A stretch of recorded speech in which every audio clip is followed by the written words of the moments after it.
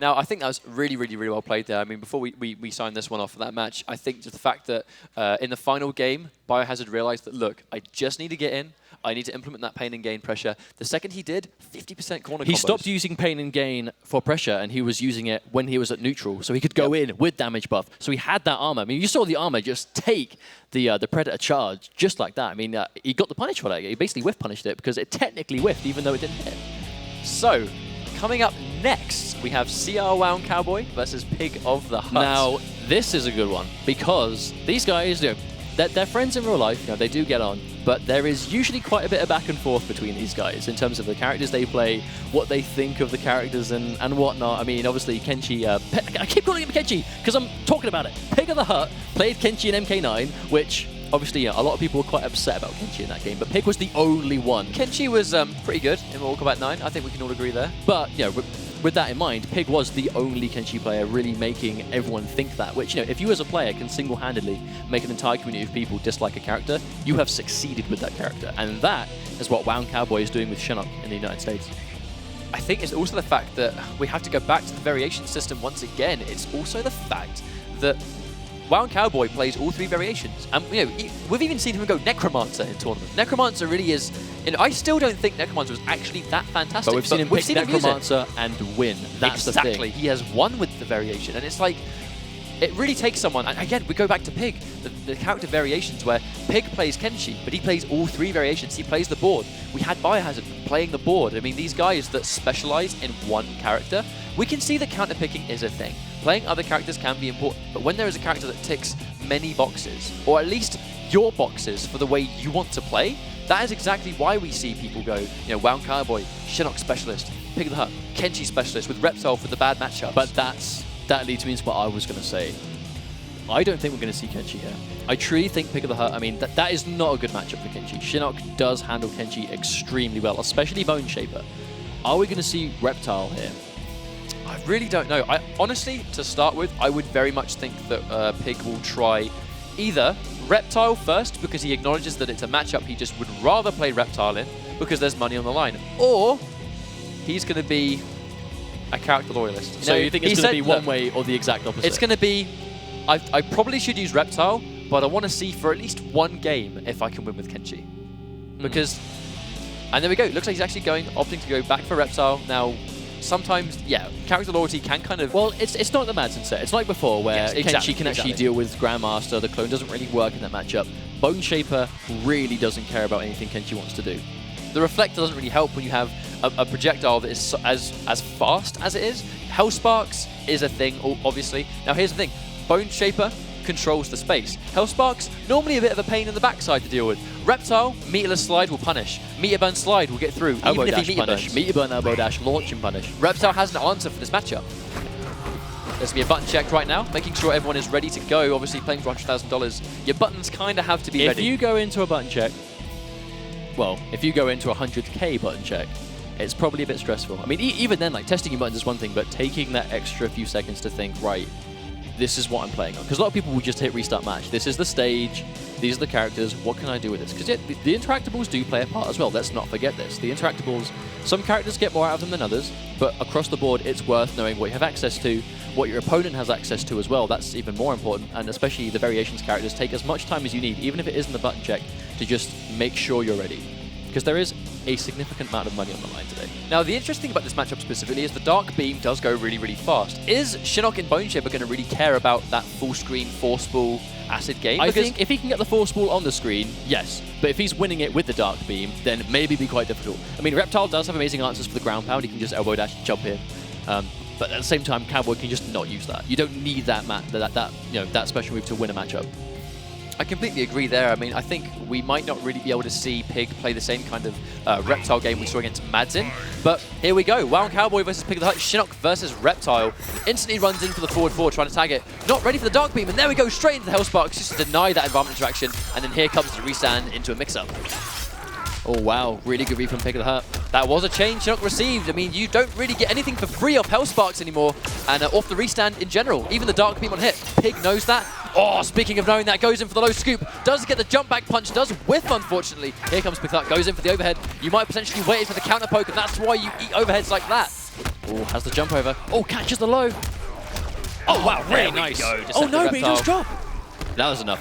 Again, as soon as the wake-up was there, Pig was ready for it. There's the string, and that'll be chip damage. But Cowboy has access to 2 bars of meter. That was an expensive round for Pig, though. There's running in for the scoop. Whiffs it again. Normally, WoundCowboy bang on the money for when he should go for a neutral jump punch or a back jump.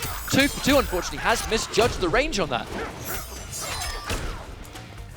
Oh, wow, right into overhead. That's not going to do much damage, even with the bar, but the more important thing really is the corner positioning. Oh, gets it, blocks it. You don't really see people block that string a lot, but they normally... Well, it's the opposite, right? Kick. I mean, forward 4-1 is the knee into overhead. That's a, you know, tongue, I suppose, into low. So it's literally like either mid-overhead, high-low. Like, it's definitely the opposite. You have not a lot of time at all to react to which one you're now blocking. Oh, there we go. I mean, the patience there. WoundCowboy knowing when to use Hell Sparks. This is the other element of the matchup. He now has him in the corner, and WoundCowboy has the entire screen to work with. So it's going to be a read of, is Piglet going to try and go for an armor charge? Oh, nice anti-air. Good patience there. I do love how Pig's never hesitant. Oh, again, I guess it's like the Kenshi in him makes it worth it. Using, even if it's the last bar beat, to guarantee an anti-air. Oh, wow, Hell Sparks. Still with wonderful reactions from Pig of the Hut. Good use of the flip there. Oh, does eat the forward 4. That's going to be a full combo into a restand. Now, the question is, WoundCowboy's going to have to read how Pig's going to try and escape here. And there was the delay. He tried to bait something, but unfortunately hesitated. Does eat the meter burn reversal anyway. There's the repositioning. Gets the grab. Ever slightly too late. Has to go with Hell Sparks. Has to meter burn, otherwise it's unsafe. Tries to wait for the reversal again. Oh, that's the low. Gets it again. Oh, gonna get the block damage here. Oh, wow, the patience there. Presses a button, hesitates, and eats the acid. Did you see what happened there? He knew Cowboy was blocking, so he walked forward and pushed Cowboy ever so slightly further forward, and then let go of the force ball. That was incredible. Now, this is one thing Pig does. We see Reptile players out there, right? But one thing Pig does better than any of them is that force ball pressure. He knows when to slow it down. He knows when to go for a fast one. He knows when to pause it. He uses it as a zoning tool. But he favors the slow ball over the fast one 10 out of 10 times. Nice jump back. Drops it again. WoundCowboy, not very execution heavy right now. Oh, that's going to miss. But still has some pressure. Manages to build some bar back. Oh, Cowboy. It's hit by the overhead again. Yeah, I said like 50-50 is a 50-50, but Pig is just in his mind right now. There's the force ball, and there we go, controls it. He has a lot of health to work with, can't take too many of those trades, and that's one of the things that WoundCowboy does. Goes for the Hell Sparks, you can meter burn it to be plus. Normally the Hell Sparks is unsafe, but you just can't go for a punish, because the second you do, you eat meter burn Hell Sparks and get popped up. Goes to full screen. 2-1 cancel Hell Sparks, and what a read by Cowboy. And that's it. He's just fundamentally so strong of a player. His reads, his spacing, his neutral, his meter management. Cowboy really is the complete package right now. Looks like he has no bar of meter, but all he has to do really is one piece of block pressure into the bar. Taking damage anyway is giving him that meter that he needs. That now equals Hell Sparks. Invisible overheads, can't see those. Good block there from Wound. And there we go. Again, the change to those Hell Sparks, you don't have to respect them. It's more of a read of what comes next. Nice instant jump, reading the jump in there. Not ready. You're very rarely ready for that instant jumping punch, especially when it's as strong as Shinnok's. Nice, good playoff there. The full screen. Would you believe the range on that was nerfed? I mean, that's it. He knows the spacing. He knows the max range, and there we go. Oh, just a fastball, gets anti-ed, still alive, but unfortunately can't really take anything there. Even if he went for a meter burn reversal, he didn't have the health to take that forward 4. Now, the question is, right, if Pig went for the meter burn slow ball, Wound would have jumped right into that. It's the fact that Pig just so happened to do the fast force ball right as Wound decided to jump. But that's what I mean. Like we said earlier, he does favor the slow force balls. If in that situation he did a meter burn slow one, it might have actually anti-ed for him and won him the round. Well, either way, that's going to be 1-1. Pig taking a few seconds out, he's thinking about it, he's deciding what he has to go for next. I think Reptile is still a strong pick because you have the tools from full screen, the slow force ball does have a place in the matchup, and you've got a really, really good reversal for if you get a good read on when Wound's going to try and press those buttons after Hell Sparks. Like right now, he might even go for a reversal here. And that's the jump, ready for it. He knows that Wound's going to jump, and he's just going to wait for it to guarantee that anti-air. Oh, nice, they wake up. Down for Hell Sparks. The troop, I mean, that's such a cheeky move. Oh, nice conversion. The meter burn scoop off the overhead just to reposition there. Well, gives you nice damage.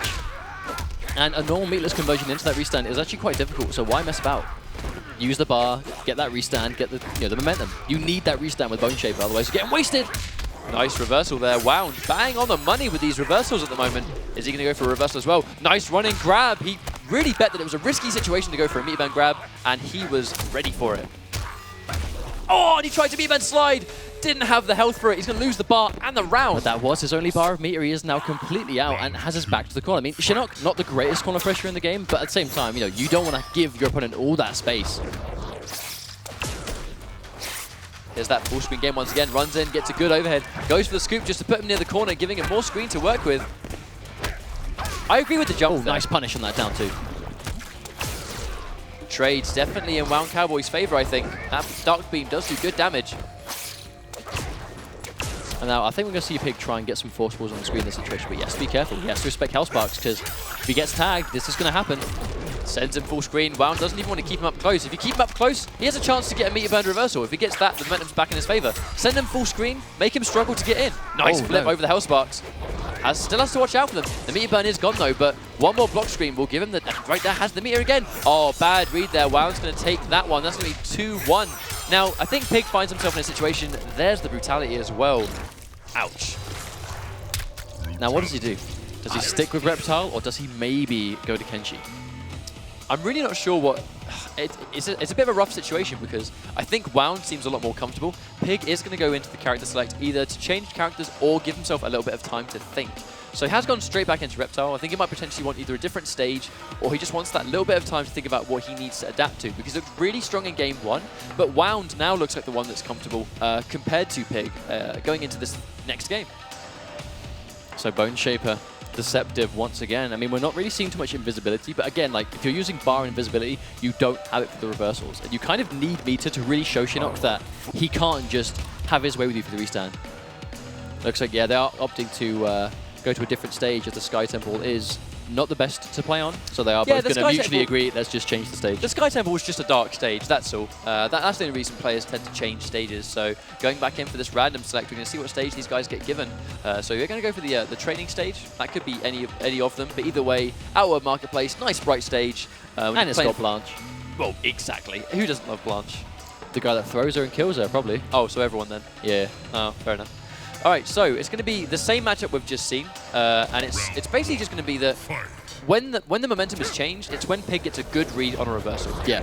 Reversals against Bone Shaper are really important because if you get good reads as Bone Shaper, it just seems like you're unbeatable. You know? It seems like the character controls space, he's got the pressure, like you just can't get around it. But if you get that one good read just there, speaking of good reads, really nice reversal bait there from WoundCowboy. Oh, meter burn charge. That's it, like, you can try and read Shinnok, but if he reads you back, oh, it's good. Speaking of reads, chasing down the backdash.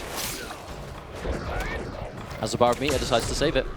That's quite a nice life lead. Might just be trying to save as much meter as he can for the second round. And that whiff is going to be big. Going to burn the bar here for the combo. This is going to kill. It, to me, really feels like Pig is being a little bit too hasty with those meter burns. I mean, there is a time and a place to go for your meter burn armored moves, and I just don't think doing it in the neutral like that is a time for it. I understand why he decides to do it when he does. It's just a shame that he's just like thinking one or two steps too far ahead.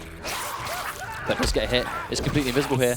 And some Oki, oh no, down two, says absolutely not Reptile. Shinnok does, definitely, undeniably. Once again, there's a read. Goes in for the run, but he delays it, making you think he's going to go for a grab, of which you're going to start trying to press a button. You press a button, he goes in for a string and chews it up. Nice throw by Pig, gets himself 12%. Has a life lead at last. But what can he do with it? Oh wow, best bar as well. That's going to be good damage. I believe that does turn into 30% off the overhead. And there's the read there. No meter to convert off those Hellsparks. Pig has one bar, but he's got to be so careful with it. He's approaching it. One more blocked Hellsparks going to give it to him. No, he just took the damage, which gave him the bar instead. Jump kick's going to take that. Oh, wow, nice. Unfortunately, just like that, Pig gets the meter burn. That once again sliced straight in there. Pig of the Hut gets sent into the lower end of this bracket. WoundCowboy moves on. Wow, really, really good set. I mean, WoundCowboy showing everyone why he is the best Bone Shaper player on the planet. Undeniably, really good set there. I mean, Pig he had signs of life there. I mean, he was playing really well.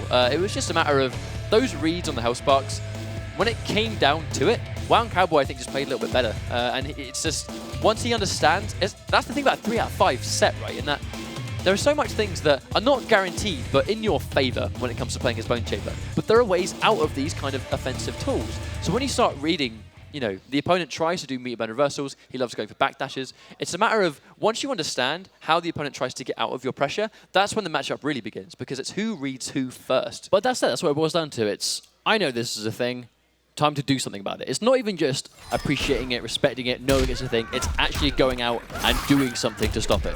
In that situation, you know, WoundCowboy saw, okay, he's armoring a lot, he is trying to move in a lot, after you have this meter burn invisibility, backdash. Or if he's going to backdash me, I'm just going to sprint straight at him. Because if he doesn't do it, I'm literally just going to run him in his face. But if he chases with you, he has read you, and he's going to punish you and take away 30% of your health into a restand.